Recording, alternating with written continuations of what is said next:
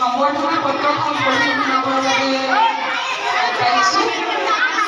আশীনগৰ M E মাদ্ৰাছাৰ সমূহ শিক্ষয়িত্ৰীৰ দ্বাৰা অৱসৰপ্ৰাপ্ত আৰবী শিক্ষক মহম্মদ নুৰুল হক চাহাবলৈ অৱসৰকালীন সম্বৰ্ধনা।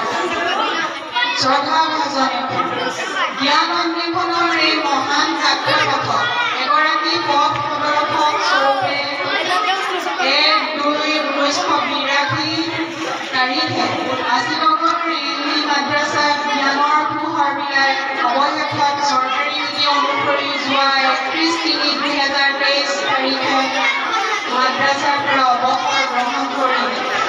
আপোনাৰ কৰ্মজীৱনৰ বিদায় ক্ষণত আশীনগৰ এম ই মাদ্ৰাছা সমূহ শিক্ষক শিক্ষয়িত্ৰীবৃন্দৰ তৰফৰ পৰা নিবেদিত সহস্ৰ প্ৰণাম, ভক্তিভৰা অশ্ৰুৰ অঞ্জলি আৰু শতকোটি নমস্কাৰ। এই মহৎ কৰ্মজীৱনত আপুনি আগবঢ়োৱা অশেষ প্ৰচেষ্টা, ক্ৰান্তিহীন পৰিশ্ৰম আৰু নিৰন্তৰ শিক্ষাদানে সুস্থ সমাজ আৰু প্ৰগতিৰ দেশ গঢ়াত ছাত্ৰ সমাজক বাৰুকৈ প্ৰভাৱিত কৰিছে।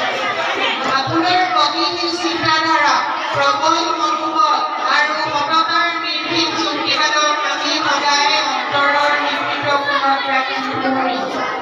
চৰকাৰী সেৱাবিধিৰ ৰীতি-নীতিৰ আওতাত আমি প্ৰতিজন কৰ্মচাৰীয়ে এদিন নহয় এদিন এই বিদায় মুহূৰ্তত ধৰ্মবেদনা আৰু আন্দোলনৰ ভাষাটি তুলিম। সেই সুখীজন আপুনি আপোনাৰ বিদ্যালয়খনৰ লগতে সমাজখনলৈ আগবঢ়োৱা অৱৰ্ণনীয় অৱদানৰ তুলনাত আমি আপোনাক দিবলৈ অপাৰগ। কেৱল মাথো এই মানপত্ৰ আৰু হিয়াভৰা একাডেমী উপাধি আগবঢ়ালে। আশা আৰু কামনা কৰিলোঁ আপোনাৰ অনাগত দিনবোৰ মংগলময় হওক, সুস্বাস্থ্যৰ অধিকাৰী হওক আৰু সমাজৰ এজন সচেতন জীৱন প্ৰসৰি হৈ সদায় বৰ্তি থাকক।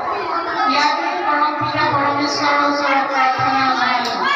ইতি শ্ৰদ্ধাৰে আশীনগৰ